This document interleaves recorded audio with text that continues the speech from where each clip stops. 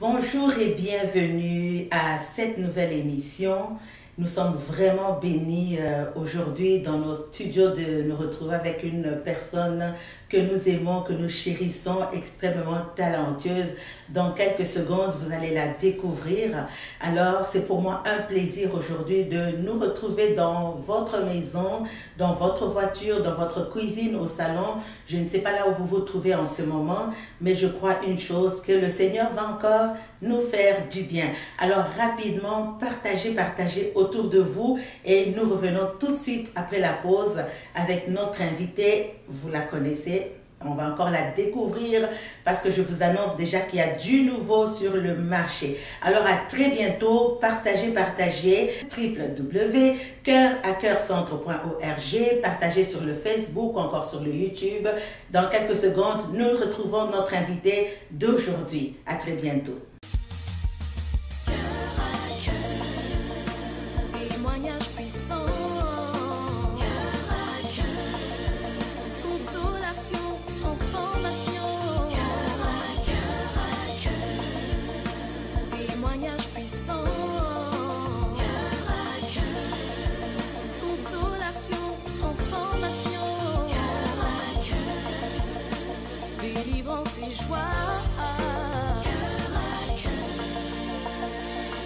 Alors, nous voici de retour encore aujourd'hui avec notre invité. Comme je l'ai annoncé tout à l'heure, nous accueillons sur ce plateau Mireille Nicole Mabondo. Vous l'avez déjà vu dans plusieurs émissions.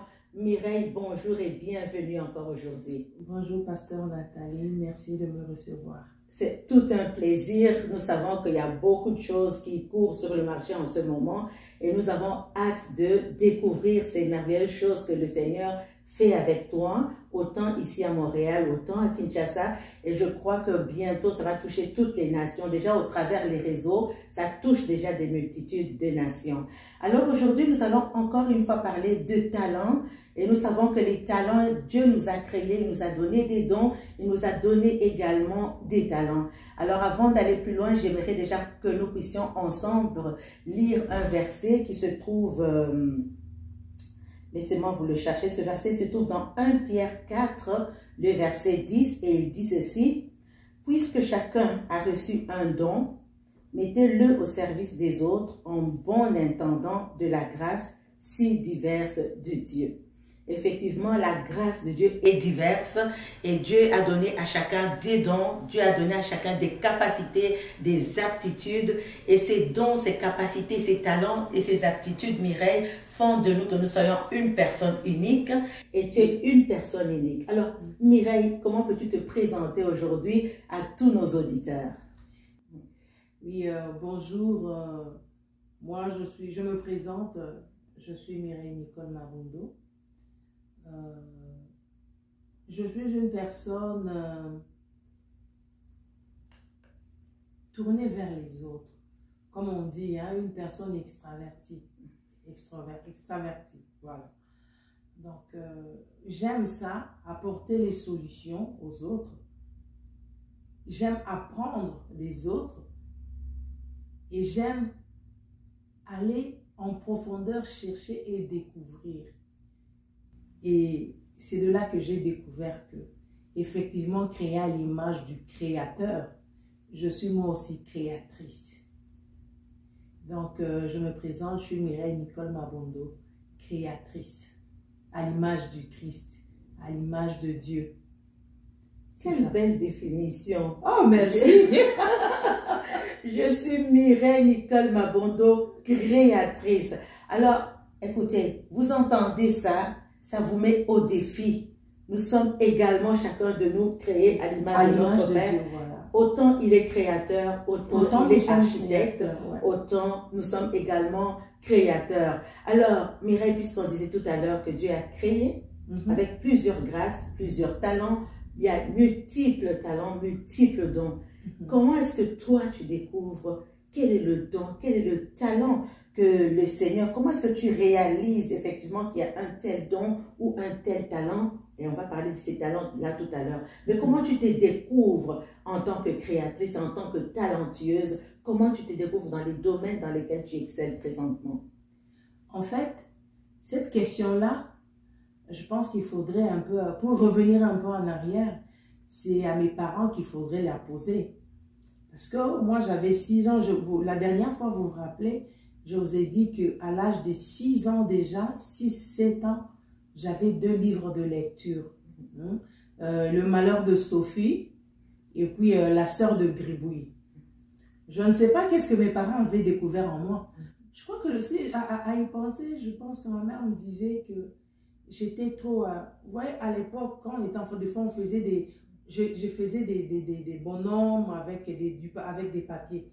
J'ai découpé, je faisais des trucs comme ça, mais je faisais d'autres choses aussi que seuls ont compris et qui m'ont acheté des livres de lecture. Et vraiment, j'aime beaucoup la lecture. Et en aimant la lecture, c'est ça qui a développé cette force en moi. Quand je dis toujours que à l'école, j'étais très forte en dissertation. Et même à l'université, quand il fallait faire des examens, moi je choisissais toujours là où il fallait faire des examens, où il fallait faire des travaux, des rédactions. Et donc, j'avais toujours de bonnes notes et j'excellais là-dedans. Donc, ça c'est le côté que j'avais découvert déjà depuis que j'étais au secondaire, étant jeune. Et j'avais découvert aussi que,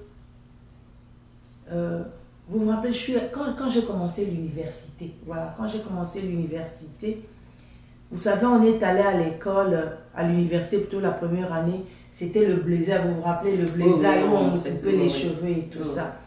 Donc, déjà, à l'époque, je savais faire des tresses, des rastas, je faisais des tresses, tout ça. Et je savais faire aussi les greffes, vous voyez, avec du fil des cordonniers. J'attachais un bout ici, d'un bout à l'autre. Et avec les mèches, j'attachais pour en faire vous comprenez un peu, une tresse? Non, pas une tresse, des greffes. Ok. Des greffes qu'on pose sur la tête. Oui. Alors j'en ai fait comme ça. Après ça, je cousais. Je ne l'ai appris de personne. En fait, moi, j'ai vu qu'il y avait des gens qui faisaient ça. Moi, il suffit juste que j'observe. J'observe comment vous le faites. Quand je rentre, c'est la première des choses que je fais. Je trouve ce qu'il faut. Je me mets au travail. Je commence à reproduire. Et j'ai vu que je le réussissais bien. J'ai fait des greffes comme ça. Je me greffais déjà les cheveux toute seule. J'ai posé des greffes sur la tête. Mon amie, j'avais une amie. On est allé à l'université la première journée. On nous a rasé ça. On a rasé en désordre. Donc je suis revenue. J'ai refait la même chose, mais de façon à couvrir la partie qui était rasée. J'ai fait la même chose à ma copine.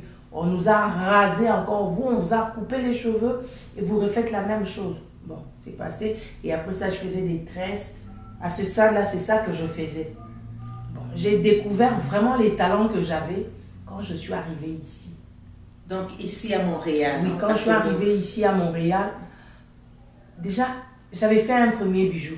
J'ai acheté un bijou, un collier de perles. Parce que j'aime beaucoup les perles. On dirait que c'est depuis ma jeunesse. J'ai acheté un collier de perles. Mais je n'aimais pas le design. Je l'ai démonté. Je l'ai démonté et je refais exactement ce que moi je voulais. Ça c'était il y a longtemps là, vers 94, 15, 16, dans ces alentours là. Et bon après là c'était fini. Vraiment je ne faisais rien. J'allais à l'université, je faisais ce qu'il y avait à faire. Mais déjà dans ma tête, j'avais déjà la vision de ce que moi je voulais. Ça, c'est très important que tu le mentionnes, la vision.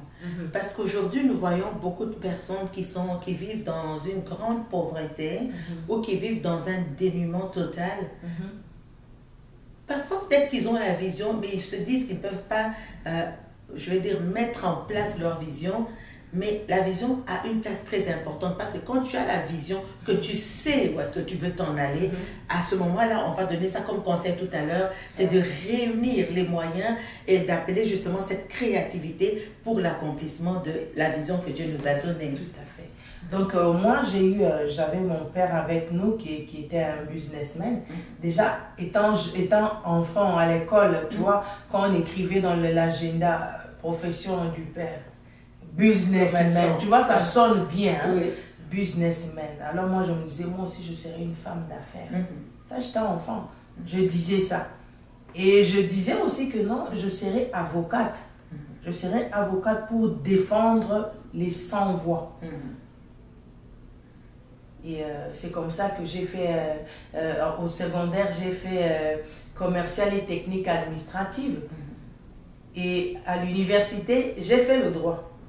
Parce que je savais exactement ce que je voulais. Donc je voulais être une femme d'affaires, je voulais être avocate aussi, parce qu'à cette époque-là, je me disais, les seules personnes qu'on connaissait qui défendaient les gens, c'était les avocats. Exactement. Donc c'est ça, c'est ce que je voulais. Donc c'est arrivé, une fois arrivé ici, que le talent a commencé à frayer un chemin petit à petit.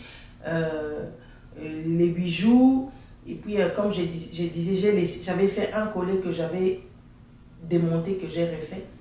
Et c'est vers 99-2000. Déjà même à l'université, je me rappelle, on a posé, il fallait faire une dissertation de ce qu'on voulait. Moi, j'ai refait et j'ai réécrit exactement la même chose que je viens de vous dire. Mon parcours, c'est comme si je le connaissais déjà. Alors Mireille, justement, tu es bourrée de talent et de dons. Pour ceux qui ne connaissent pas Mireille Nicole Mabondo, elle parlait tout à l'heure de création de bijoux. On a les bijoux MNM, Mireille Nicole Mabondo. Mireille elle écrit énormément, elle écrit des beaux textes. Mireille aujourd'hui est dans le cinéma. Mireille est dans elle a plusieurs créations. On a le groupe Foura Africa, le groupe. Elle va nous en parler tout à l'heure, beaucoup de choses. Mais Mireille, comment est-ce qu'on passe d'être un avocat, comment est-ce qu'on passe d'être un créateur de bijoux à devenir un cinéaste? Bon, peut-être ça se rejoint avec l'écriture. Aujourd'hui, tu fais des défilés. Il y a des grandes choses qui s'annoncent dans la vie. Comment est-ce que tu fais pour bonifier ton talent? En fait, moi, je me dis, tout ce que j'ai fait jusqu'à date, mes études secondaires commerciales, l'université, j'ai fait le droit, j'ai fait les sciences sociales. En fait, je disais j'ai fait le droit, mais c'est vraiment dans les sciences sociales que j'ai été retrouver mon élément dans le sens où je disais que défendre la cause des gens. J'ai fait la sociologie, la criminologie, criminologie parce que je ne voulais pas m'éloigner du droit, sociologie parce que c'est une science auxiliaire du droit. Alors, il y avait aussi des notions de psychologie pour comprendre un peu qu'est-ce qui fait que, qu'est-ce qui se passe un peu dans l'âme. Pourquoi est-ce qu'une telle personne peut se comporter d'une telle ou d'une telle autre manière. Donc, tout cela mis ensemble, moi je me suis dit, en fait, je ne me suis pas écartée. En fait, c'est un parcours atypique, mais le tout se sont rejoints pour donner la personne que je suis maintenant. Pour donner la personne que je suis maintenant. Donc, j'ai l'expérience de la connaissance en droit, j'ai de l'expérience en commercial, j'ai de l'expérience en sciences sociales. Je suis une personne qui aime le social et j'aime ça, faire la relation d'aide, accompagner les gens et tout. Donc, je pense que je ne me suis pas écartée. Au contraire, il y a de l'intervention là-dedans. Donc, tu te complètes en fait. Voilà.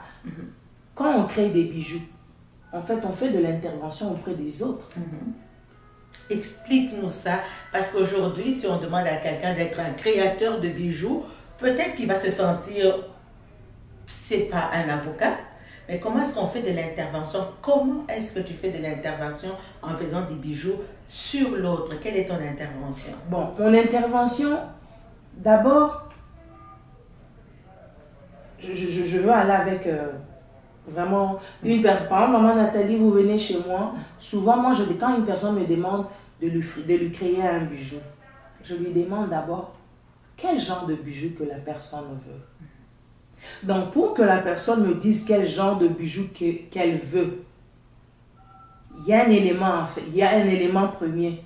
La personne doit se connaître, doit connaître son identité, qui je suis.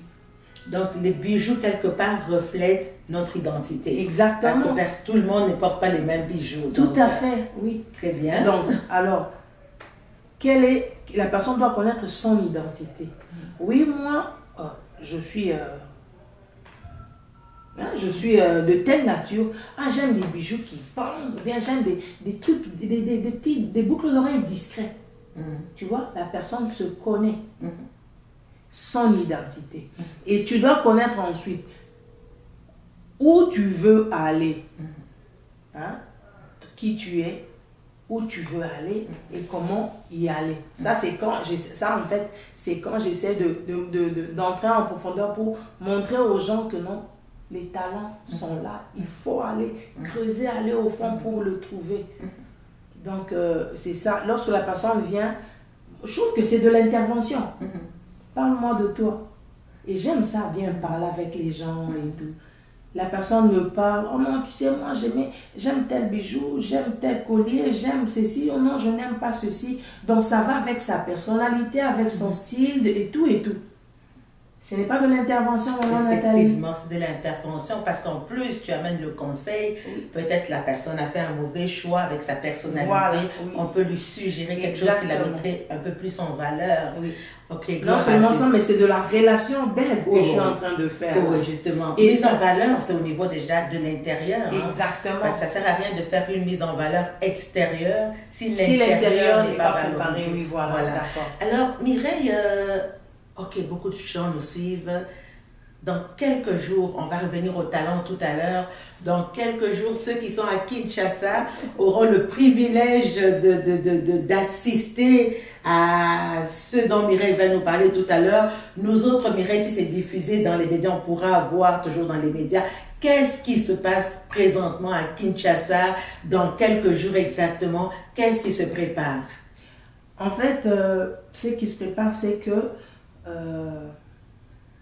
il y a un festival qui se prépare. On a monté un festival. Ici à Montréal, en fait, moi je me dis tout ce que je fais comme activité ici, ce n'est pas par pur plaisir ou je sais pas moi. Il y a un but. Ouais, il y a un but.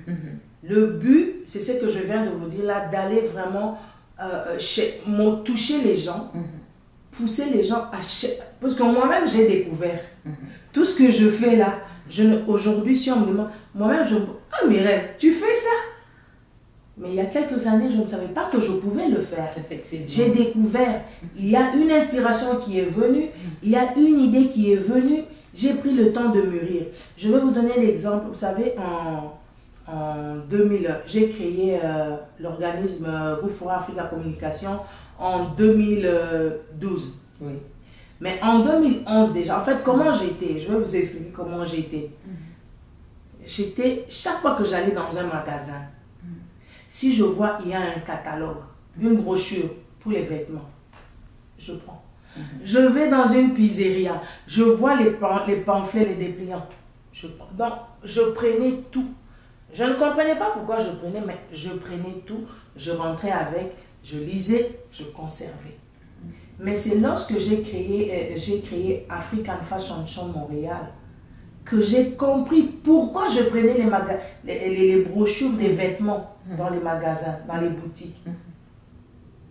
Ouais. Donc je faisais ça comme ça, j'avais une pile de magasins. Donc j'étais... Oui, j'achetais beaucoup de magazines. Beaucoup. Donc c'est à ce moment-là que j'ai compris pourquoi est-ce que je faisais ça. Ce qui veut dire que c'était une inspiration du Saint-Esprit qui m'orientait quelque part, qui me préparait. Écoute, lis ceci, lis. Ça a l'air un peu, ça peut paraître drôle, mais en fait c'est ça. C'est là que j'ai compris pourquoi est-ce que je faisais ça. Donc j'ai créé le Goufoura Africa. Mais il y a eu un moment donné, là où j'ai été convaincue qu'il fallait vraiment que je le fasse. Je ne sais pas si tu t'en rappelles encore en 2011, je me disais, il y avait... À un moment donné, j'ai ressenti, il y a en moi quelque chose qui bouillonnait. 2012, tu ne peux pas entrer dans 2012 sans avoir créé, sans avoir enregistré l'organisme. Tu ne peux pas. Donc, j'étais face à j'avais plusieurs idées. Et j'étais là, je me rappelle, j'étais en train de pleurer. Mais Seigneur, il y a trop de projets, lequel je veux prendre. Lequel je veux prendre. Je me rappelle encore avoir pris du temps devant le Seigneur, mais je pleurais là. Mais finalement, Dieu m'a orienté. Avec quoi je devais commencer. Vous vous rappelez, j'ai commencé avec la soirée de l'amour. La soirée avec le grand A. Ouais, la soirée de l'amour avec un grand A. J'ai commencé avec, c'est l'année qui a suivi. J'ai entamé avec African Fashion Show. Et après ça, ben, célébration gospel, Oui, c'est arrivé. je m'en rappelle. Et c'est vraiment après les bijoux, la création des bijoux, ça c'est venu vraiment en 2013. Là, je voyais ma mère faire des bijoux, créer des bijoux de perles. Ça ne me disait rien. Mais un jour, je me suis dit, elle fait ça, je vais essayer. J'ai acheté des perles, j'ai circulé dans des boutiques où on vend les perles. Je regardais comment est-ce qu'ils étaient en train de faire et tout. J'ai acheté les accessoires, je rentre à la maison, je m'assois. Mon premier bijou que j'ai fait, moi-même, quand je regarde ce bijou-là, je me dis, waouh. Donc, je suis partie de nulle part. En fait, c'est comme si ma main me conduisait. Moi, en principe, quand je crée les bijoux, je ne les dessine pas d'abord. Je le fais comme ça me vient dans la tête. Donc, je le fais. Ma main partait, je ne sais pas, mais à la fin, je regarde, oh, mais c'est quelque chose de beau. Je me rappelle que les gens qui étaient autour de moi en faisant ça, il y en a qui s'étaient déplacés en revenant. C'est toi qui as fait ça? Non. Écoute, recommence un autre, je vais voir si c'est toi. J'ai refait la même chose. J'ai refait un autre, mais qui était différent parce que je fais souvent des pièces uniques. Ouais. Et c'est parti de comme ça. C'est parti comme ça. Donc, les bijoux que tu portes, est-ce que c'est toi qui les as faites? Oui, ça c'est moi qui l'ai créé. Ok, donc également il faut signaler ceux qui nous regardent. D'habitude, quand vous me voyez avec des bijoux, ce sont les bijoux MNN. Aujourd'hui, je vais Merci pour la promotion. Exactement. On aurait pu amener quelques bijoux que tu crées pour les montrer aux gens. Ouais. Mais on voudrait encourager quelqu'un aujourd'hui. Il n'y a personne qui peut venir dire aujourd'hui qui est venu dans ce monde et qui peut dire qu'il est dépourvu de talent ou de don. Dieu donne toujours, d'ailleurs on se rappelle la parabole avec les talents. Ouais. La personne a au moins un don et il doit être capable de multiplier, de bonifier, de fructifier ce don-là. Et Dieu nous a donné à tous la capacité de pouvoir bonifier ou fructifier le don qu'il nous a donné. Rappelez-vous, hein, avec la parabole justement des talents, ouais. Tout le monde avait la capacité de le faire. Et celui qui avait décidé de ne pas le faire, il a été en jugement devant Dieu.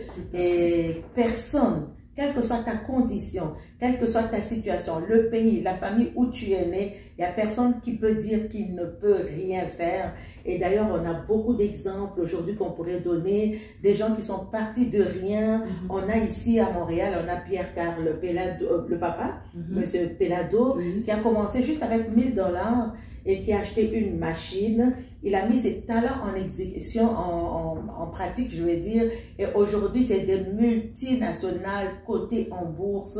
Mais c'est parti d'un peu. Et comme Dieu disait à Gédéon, Gédéon va avec le peu de force. Donc, tout ce que Dieu t'a donné, même si ça paraît peu, pour Dieu, c'est une force. Et j'aime bien comme Dieu le dit, c'est une force. Le peu que tu as, c'est une force qui peut t'amener très loin. Le peu d'huile qu'avait la femme, la veuve, la femme, le peu d'huile était une force pour aller plus loin. Donc, personne ne peut dire, Mireille, qu'il n'a rien. Non, personne. On va revenir à ce qui se passe à Kinshasa. Voilà.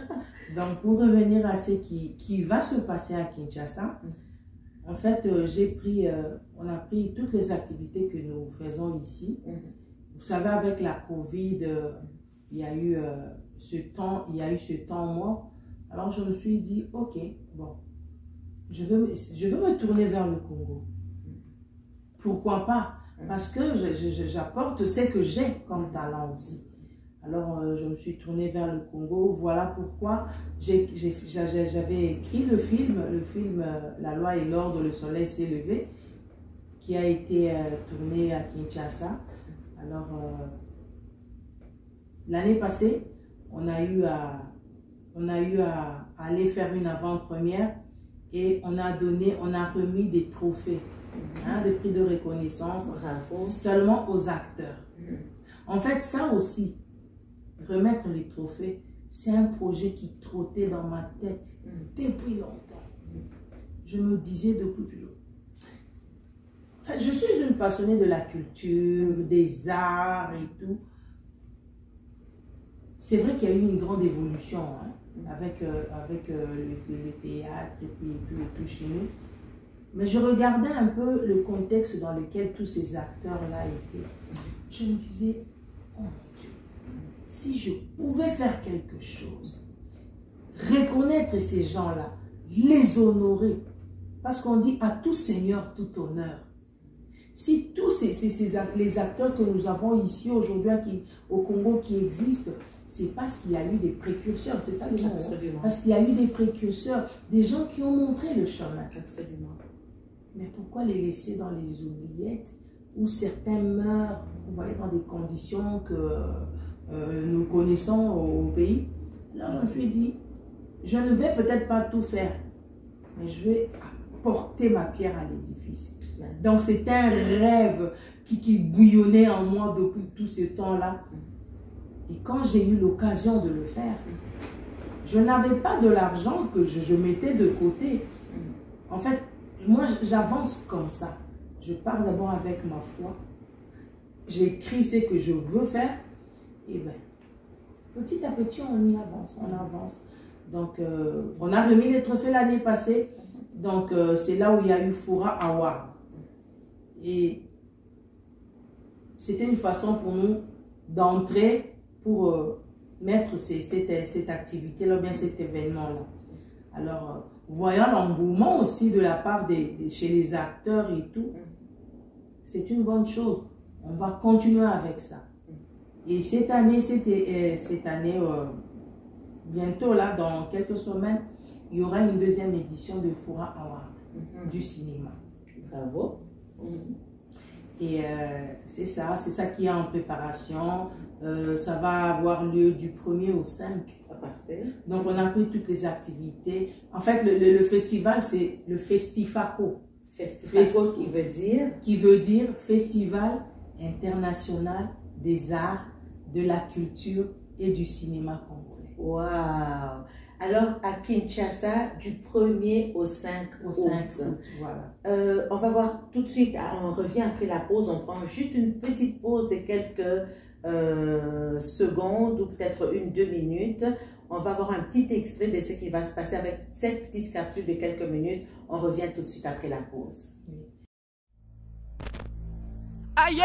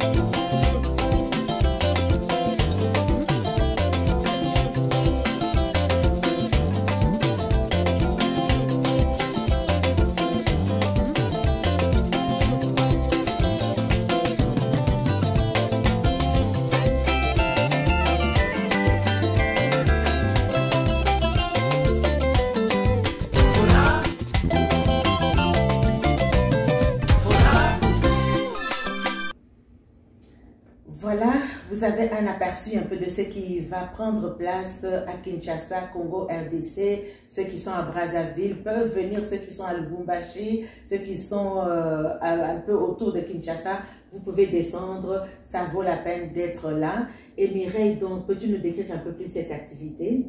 Oui, l'activité, c'est que, vous voyez ici, quand on organise le African Fashion Show, parce qu'il y aura African Fashion Show au Congo.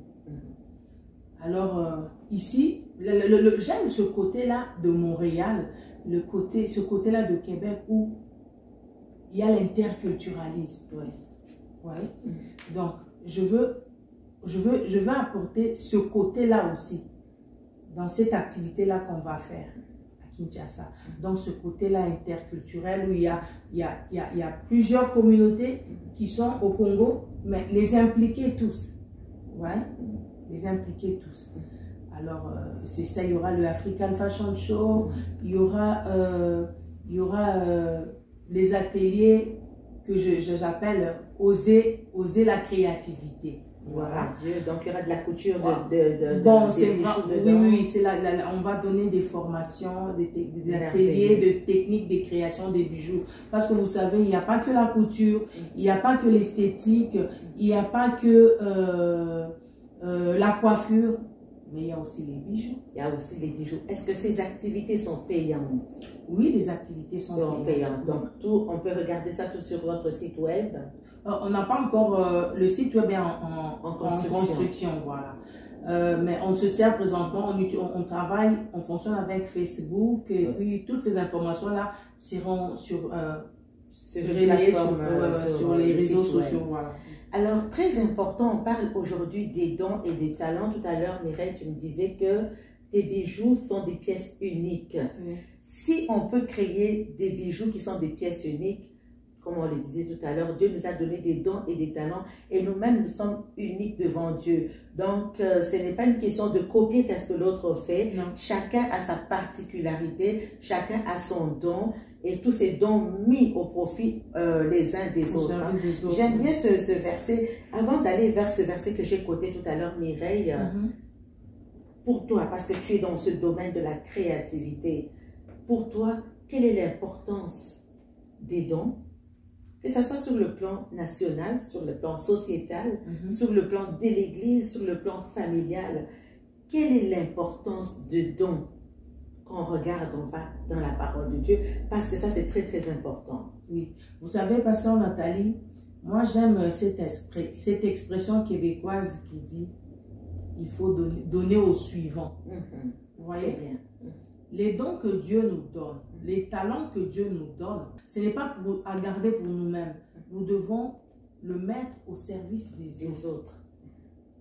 Là aussi, c'est un exemple. Dieu a envoyé Jésus-Christ. C'était pour il a été à notre service. Exact. Alors, puisque nous devons être les imitateurs du Christ, nous devons mettre nos talents au profit des autres. C'est vrai, ces talents-là que Dieu a déposés en nous, c'est pour... nous allons en bénéficier, mais il faut en bénéficier, laisser d'abord les autres en bénéficier. Parce que la main qui donne, c'est ça l'expression, la main qui donne reçoit toujours. Vous voyez, oui. Lorsque vous donnez, vous recevez. Lorsque vous donnez le don, parce que vous ne pouvez pas garder ça pour vous-même. Admettons, maman Nathalie, moi j'ai créé les bijoux, oui. Est-ce que je vais les porter toute seule? C'est d'autres qui vont les porter. C'est d'autres qui vont les porter. Effectivement. Oui. À quoi ça me servirait de créer quelque chose que les autres ne peuvent pas en bénéficier? Il n'y a pas que moi. Prenons les architectes. Ils construisent des maisons. C'est pour que les autres habitent. Exactement. Les compagnies qui créent des autos. C'est pour que les autres conduisent, parce que sinon, pour eux-mêmes, les compagnies, elles seraient saturées. Exactement. Et elles ne vont plus créer. Voilà, à force de vouloir garder les talents créatifs pour toi tout seul, tu vas être saturé, tu ne pourras plus créer. Tu te meurs. Exactement. Parce que le talent, le don que Dieu t'a donné, il faut le libérer. Sinon, ça nous tue. Voilà. Incroyable. Voilà. Combien de personnes qui sont mortes avec des dons et des talents? Oh mon Dieu. Mireille, je voudrais mettre l'accent. Tout à l'heure, tu parlais, tu disais en commençant que tes parents, tu ne sais pas ce qu'ils avaient vu en toi. Et déjà, dès ton jeune âge, ils t'ont acheté des livres. En fait, il y avait ce talent à toi de l'écriture, ce talent en toi, je voulais dire, de l'écriture, de la rédaction. Et très jeune, tes parents ont discerné qu'il y avait un don. J'ai une histoire, un témoignage en fait d'un monsieur aujourd'hui, mais dans son jeune âge, c'était quelqu'un qui dessinait beaucoup, qui aimait ça dessiner, qui aimait ça, très intelligent à l'école, mais qui dessinait beaucoup. Mais ses parents n'ont pas discerné, ont minimisé ce don. Et qu'est-ce qui se passait avec cet enfant? C'est que les parents frappaient sur la main chaque fois que cet enfant dessinait. Alors, ils ont tué, ils ont cassé ce don parce qu'ils n'ont pas compris. En fait, pourquoi je rapporte ça, c'est que rien n'est méprisable. Voilà. La personne avec un don, elle a méprisé son don. Parfois, soi-même, on peut mépriser son don et se dire peindre, c'est peut-être méprisable, et se dire dessiner, c'est peut-être méprisable. Il n'y a rien. Tout ce que Dieu a créé a du prix, a de la valeur pour aller plus loin, pour aider quelqu'un d'autre. Aujourd'hui, avec des dessins, on fait des bandes dessinées, on annonce l'évangile avec des dessins. Fait que cet enfant a perdu, carrément les parents ont frappé sur sa main, l'empêchant de dessiner. Alors, ne tuons pas les dons parce qu'on ne comprend pas à quoi ils servent. Tout ce que Dieu a donné est utile pour la nation, est utile pour le corps de Christ, est utile pour la famille. Voilà. Avec son dessin, on peut manger. Avec son dessin, on peut enseigner, on peut édifier, on peut sauver, on peut instruire quelqu'un. Donc, ne méprise pas le don que tu as, excelle avec ce don-là, bonifie ce don-là. Parce qu'en fait, sœur Nathalie, les talents que Dieu nous a donnés, non seulement ça va être au service des autres, mais c'est pour nous faire vivre. Exactement. Dieu est le plus grand entrepreneur. Vous savez, une fois, tantôt vous avez parlé de la femme du prophète qui était décédée, où le prophète Élie lui a demandé, qu'as-tu dans ta maison? Avec Moïse, il lui fallait le bâton. Donc la question, avec la veuve de Sarepta, on lui avait demandé, qu'as-tu dans ta maison? Dans ta maison, ça peut être qu'as-tu dans ta maison, ça peut équivaloir à qu'as-tu entre tes mains. Parce que Dieu dépose. Vous savez, j'ai essayé de décortiquer un peu le mot entreprise, entrepreneur, entreprise. Il y a entre et prise. Pour qu'il y ait une prise, on fait une prise avec quoi? Avec les mains. Entrepreneur, pré-entrepreneur. Dans le mot preneur, on entend le verbe prendre. On prend avec quoi? Avec les mains. Prise de possession avec les mains, la création. Voilà. Donc, Dieu a tout déposé entre les mains. Donc, il suffit, non seulement dans les mains, dans la bouche, et même dans le cœur, parce que il y a certaines personnes qui peuvent ne pas comprendre. Mais dans ton cœur, tu as un désir. Tu as un désir. Ce désir-là est tellement ardent, mais tu ne comprends pas. Pas un désir mauvais. Hein? Un désir, un bon désir. Ça bouillonne en toi, comme j'ai dit là, que ça bouillonnait en moi. Quand il y a quelque chose qui te tourmente de l'intérieur comme ça, exprime-le, écris-le. Mets-le sur papier. Fais ce que ta main te dit. Ami, voilà. Un rêve dans ton cœur.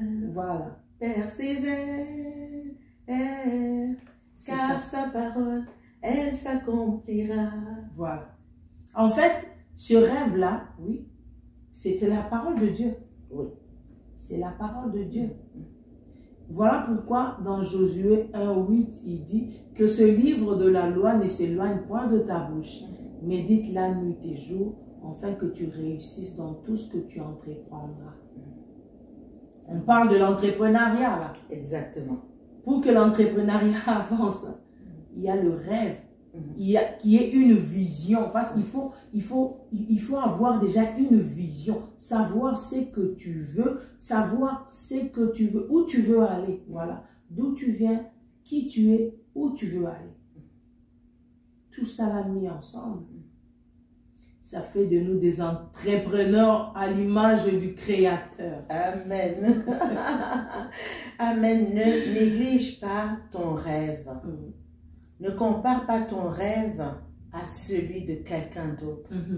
Tu es unique et le Seigneur a mis en toi un rêve. Chacun de nous, en venant au monde, Dieu nous a propulsés. Voilà. Nous sommes des flèches propulsées. Il n'y a personne qui est venu ou qui a été créé en vain. Dieu t'a placé sur la terre avec un don, avec un talent, et tout cela doit servir à la gloire de Dieu. Si tu meurs de faim, rentre en toi-même. Qu'est-ce que Dieu t'a donné? Ne méprise pas ton talent. Dieu dit à Gédéon, comme je le disais tout à l'heure, va avec le peu de force. Comment est-ce que c'est vraiment, ça paraît être contradictoire, le peu de force. Voilà. Donc ce peu est une force. Va avec cette force que Dieu t'a donnée. Tu sais dessiner, commence, va plus loin, entreprendre. Tu sais peindre, peins encore davantage. Par tes peintures, tu peux vivre. Par tes peintures, tu peux faire vivre d'autres personnes. Ouais.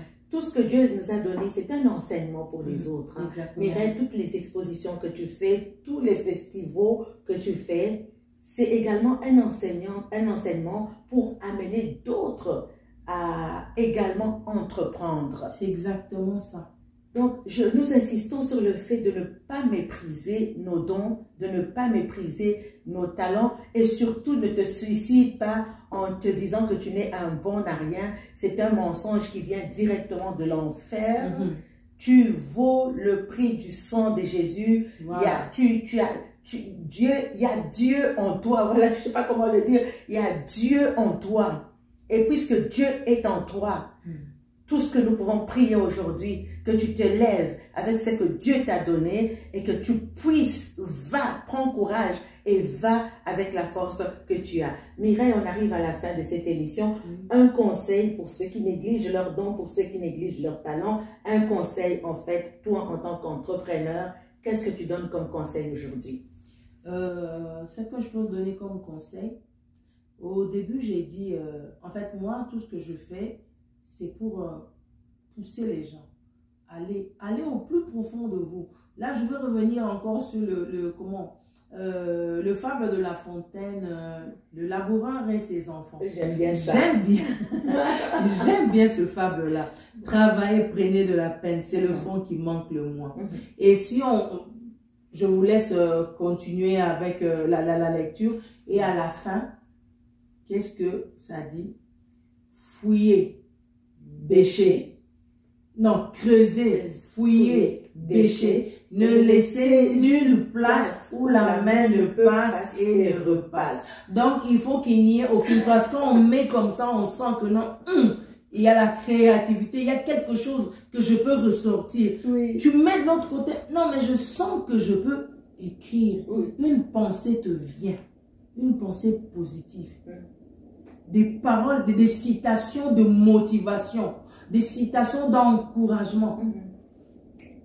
Écris-le. Moi, c'est ce que je fais. Quand une parole me vient comme ça, ou mon cellulaire, là, je l'enregistre ou je vais vite dans Quick Memo. J'écris. Donc, faites ça et à la fin, vous verrez que vous êtes en train de lire. Ah bon, vous avez écrit tout ça. Et juste ce que vous avez écrit, ça va vous inspirer davantage. Tu sais dessiner, tu sens que ta main, en fait, tu n'es pas sûr de ce que, bon, pour ceux qui ne savent pas qu'est-ce qu'ils sont en mesure de faire, quel genre de quel talent ils ont. Moi, je vous conseillerais, prends un stylo, prends un crayon, prends une feuille. Commence à, on appelle ça grabouillage. Grabouillage, commence à grabouiller. À un moment donné, tu verras que tu vas faire quelque chose. Tu sais, pasteur Nathalie, moi, je me suis surpris. Je suis restée bouche bée. Je dis, mais Seigneur, ça, c'est aussi un don. Vous savez, quand je parle avec les gens, quand je parle avec les gens et que j'ai une feuille et de quoi écrire en main, vous serez surpris. Donc, en fait, c'est comme si je suis inconsciente en ce moment-là. Je parle avec toi. Si j'ai une feuille, j'ai un stylo ou un crayon, je fais des choses, je dessine. En fait, je dessine. Mais c'est comme, je ne suis pas consciente que je dessine. Moi, je sais que je suis en train de grabouiller. Hein, je fais des trucs. Des fois, je vais commencer par un petit carré. Mais ça avance, ça avance. Et à la fin de la conversation, quand je regardais la feuille, oh, mais j'ai dessiné ça. Il y a des dessins que moi-même j'ai trouvé non-sens. Ça veut dire quoi ce dessin? Mais il y a des dessins où je regarde. C'est comme si ça venait expliquer le message, la conversation que j'avais avec la personne. Je me suis dit, oh mon Dieu, ça aussi c'est un don. Ok, alors je continue dans le dessin. Donc je continue. J'ai toujours un papier et un crayon à côté, proche de moi. Un papier et un crayon proche de toi. Parce qu'on ne sait pas qu'est-ce qui va sortir, quelle pensée va venir. Alors, écrivez toujours. Merci Mireille. J'aimerais dire une ou deux choses. Avoir un papier et un crayon. Un cahier, disons plutôt un cahier pour que les papiers sont volatiles, ça peut s'envoler, se perdre. Peu importe, ça veut dire en fait que il faut de quoi écrire. Avoir de quoi écrire pour placer une vision. Comment il s'appelle? Ok, j'oublie son nom. Habakkuk qui dit qu'il plaçait la vision devant lui jusqu'à ce que la vision puisse s'accomplir. Deux choses que je voudrais dire avant de vraiment conclure, la vraie conclusion, c'est que il y a des choses que Dieu a placées dans nos vies naturellement. Tout à l'heure, comment découvrir son talent. Il y a des choses que tu aimes naturellement. Sans que personne ne te le dise, sans que tu n'aies une révélation. Il y a des choses qui naturellement tu aimes bien. Il y a des gens qui aiment bien être cuisinés. Vous savez, il y a quelque chose de très très important. On va aller très rapidement. On voit aujourd'hui les Subway, les restaurants Subway, ou comment je peux appeler ça, les restaurants Subway. On fabrique tout simplement des sandwichs. C'est quelqu'un ou un étudiant, si je me rappelle l'histoire, qui était vraiment dans des difficultés et qui a décidé de vendre du pain où il mettait un peu n'importe quoi à l'intérieur.